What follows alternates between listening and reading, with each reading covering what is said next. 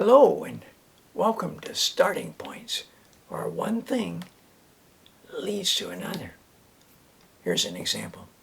Last time I shared this book, Pond Water Zoo, An Introduction to Microscopic Life. It's by Peter Lauer, and I thought, microscopes. You know, I've got a book on microscopes. I've got a book about Leeuwenhoek. And I can pronounce his last name because on the back of the book it says Leeuwenhoek is the way to pronounce it. Anthony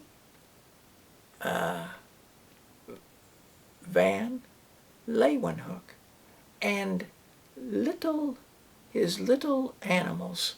It's edited by Clifford Dobell, and this is a Dover reprint of an much older book. And the man that did this worked for 25 years researching this, and so I've had it for 55 years. And it's survived various moves, various purges of books, and it's still on a shelf. So there must have been some reason. I haven't read it until I said, oh, you know, I should read this book. I've got a book on Leeuwenhoek, and maybe that would be a book to share. And I started reading it, and I got it was fascinating. The man's writing took a little while to get used to, but his research, I love how he's got his footnotes on the same page, because you'll read something and then you go check right away. Lots of times authors think that interferes. Well, it doesn't interfere with me. If it's in the back of the book, all those notes, it would be, I find it much nicer to have it right there on the page. I was just enjoying it very much. Now, I've only gotten through the first 70 pages, but I have lots more things to share, and I don't want this to dam up the flow of other videos. I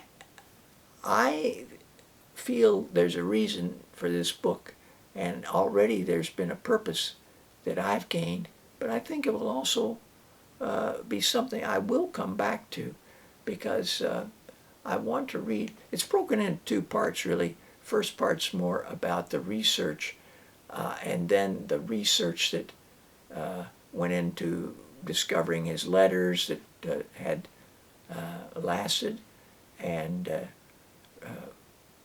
getting those into a form of English that is modern, that we can understand.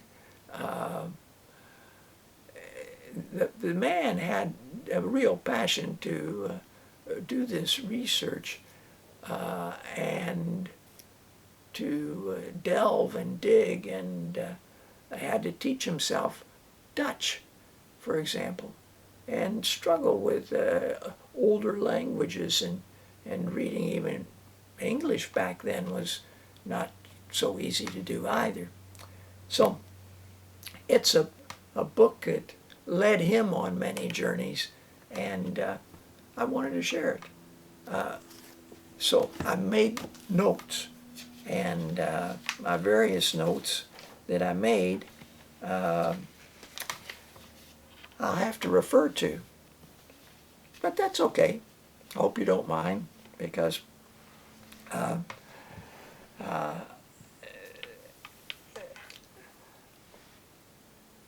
it starts in Delft, and it starts with his birth, and what was known of his early life, and his birth year. It's a rather interesting year because his birth year was 1632.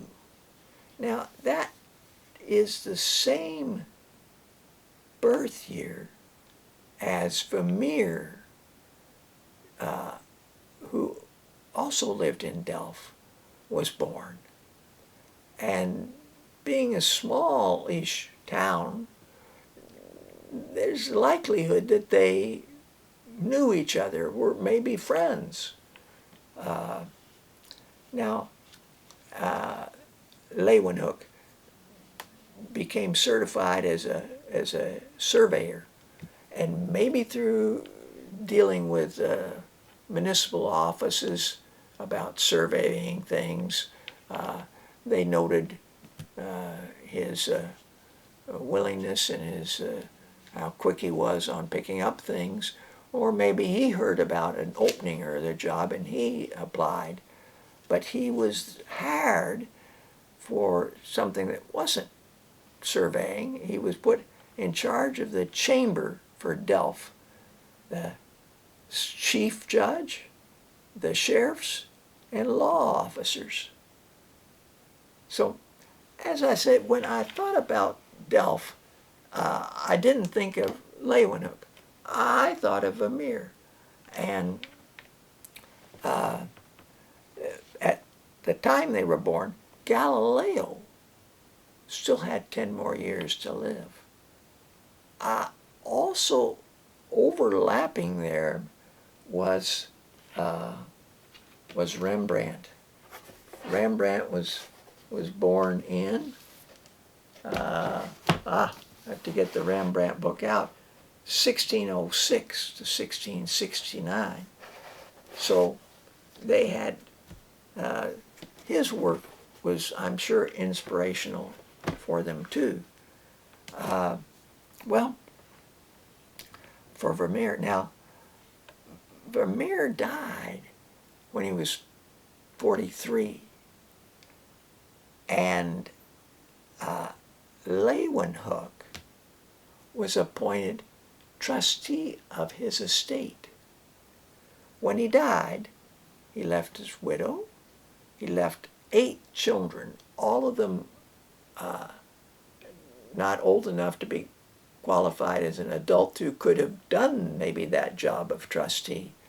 So the trustee job went to Leeuwenhoek. And he also left an insolvent estate and some of the world's finest paintings. And some of those paintings Leeuwenhoek may have had to sell to cover the debts. So somewhere in this time frame, Leeuwenhoek teaches himself how to grind and make lenses and small microscopes, and starts to set up these little experiments for himself, and does more and more about it. And it gets the attention of a man that helped set up quite recently the Royal Society in England. Now, during Leeuwenhoek's life, English and the Dutch had 3 wars with each other. The first war came actually a little bit before Leeuwenhoek's time, but that was when the Dutch lost to the English New Amsterdam, and it got renamed New York, that we've talked about before. And so these different things connect up, and it's been an interesting journey. Samuel Pepys gets mentioned in it. And, well, this Royal Society, the man who spearheaded that starting of that, traveled to Holland and was on a letter and name basis with Leeuwenhoek. And he spoke highly of Leeuwenhoek to the other members. And letters would come, and they could see that this man was a scientifically mind, a curious mind. And at one of the letters, in fact, he states, "Please bear in mind that my observations and thoughts are the outcome of my own unaided impulse and curiosity alone." Nobody's been telling him, do this research, ask these questions. It's come from him. So when his name comes up to being to be admitted to the Royal Society, he is voted in unanimously. So there are lots of things that I've learned from this, and so I want to share a few things with you, and I'm going to start by sharing a picture that was painted by Vermeer. This is a picture of Delft, obviously in his lifetime. And there's the water, a few ships, a big one there, a smaller one here, maybe another one there. He's captured for me, though, the sense of the flatness. There's no hills or mountains or anything in the background. That, in fact, maybe certainly more than half the painting is sky. And this is one of those kinds of days where you've got dark clouds and you've got white clouds and you've got blue breaks in the clouds and sunlight. And he's captured the sun hitting here on the backs of these buildings and here and there, and the shadows cast by the buildings into the water. And I just found it a very soothing. There's a peacefulness about it, and I wanted to share that with you. Now I have a few of his paintings in a little larger format. So maybe I should bring them all up here. I may have to talk to myself, you see here, because I think this might work. This one's called Woman in Blue. And she's reading a letter. Behind her's a map, and the conjecture might be that, well, maybe her husband is off exploring or somewhere at sea, and some letter's gotten back to her that she's reading, because she appears to be pregnant. And so the next one of these big old posters that I would put up in the classroom shows a girl asleep. There's definitely a peacefulness there in this picture. So let's see about this next one. This is the milkmaid.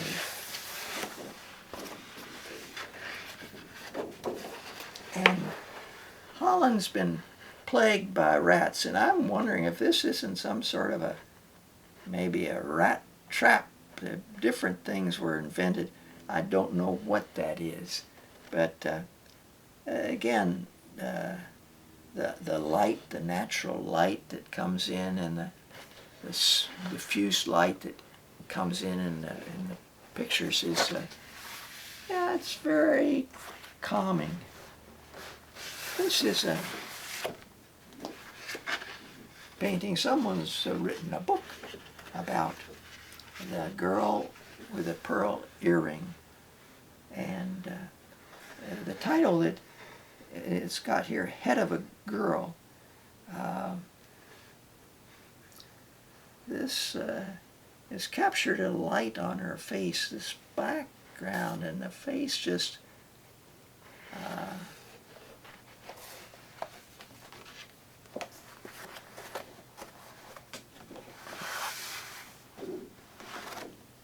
here's a painting he did of streetscape, really. Courtyards, very common. The Little Street, it's called. And houses were, properties were no front yards, but sometimes there was maybe a courtyard that was a communal courtyard shared by a number of houses. They often ran into the next house, side by side, shared a wall, maybe helped with heating. They could open and close shutters, maybe a pulley that would allow them to pull big bulky items up to different floors, hook it and pull it in through. I don't know.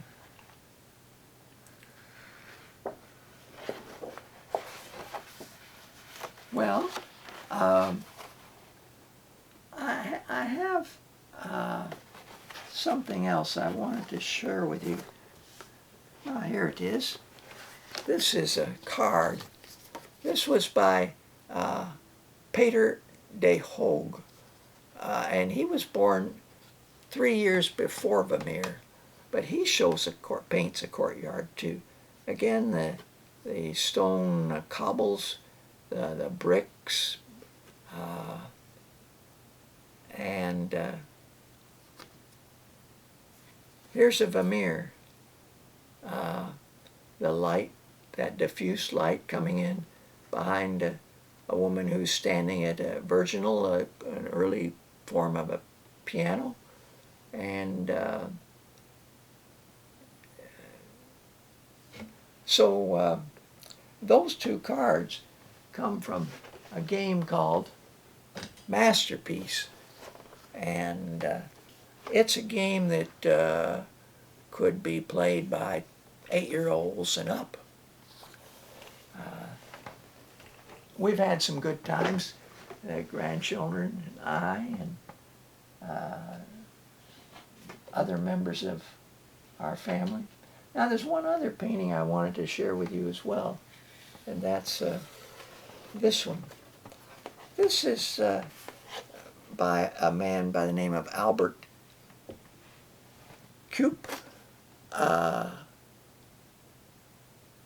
and it shows a water passage just filled with ships of all sizes and kinds, and the water, and it was just part and parcel of living in Holland, especially at that period in time.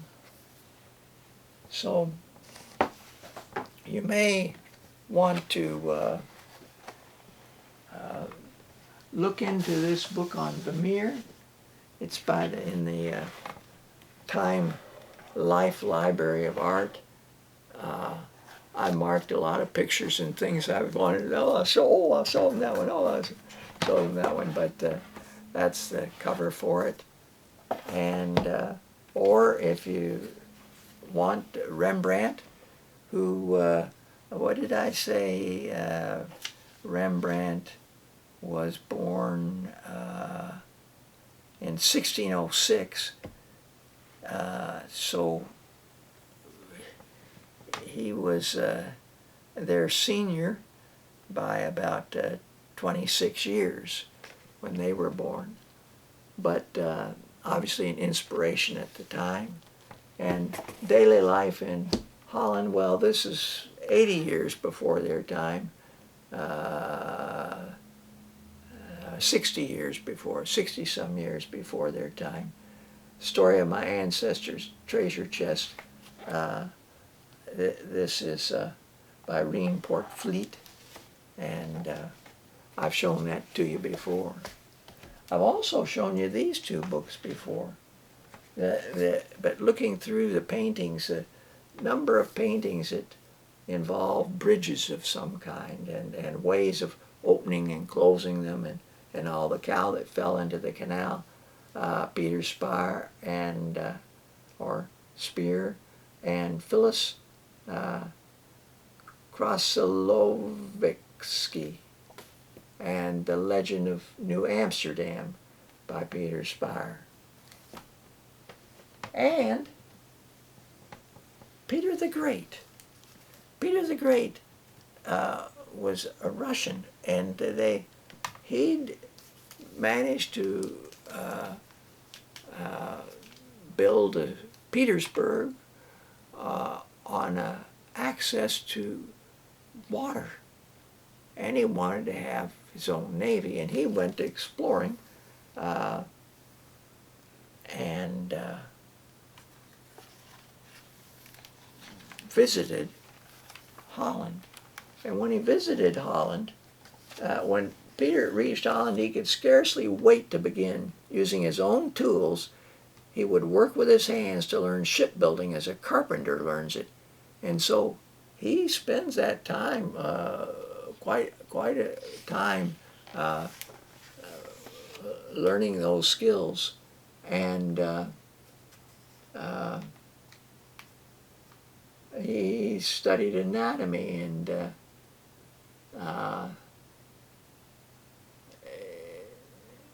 all kinds of things that he got curious in. And one of the things he got curious in was seeing Leeuwenhoek. So connections that are made, and he spent a long day with him asking all kinds of questions, and Leeuwenhoek went on to do many sort of groundbreaking inquiries, and so thanks for joining me. Until next time, bye for now.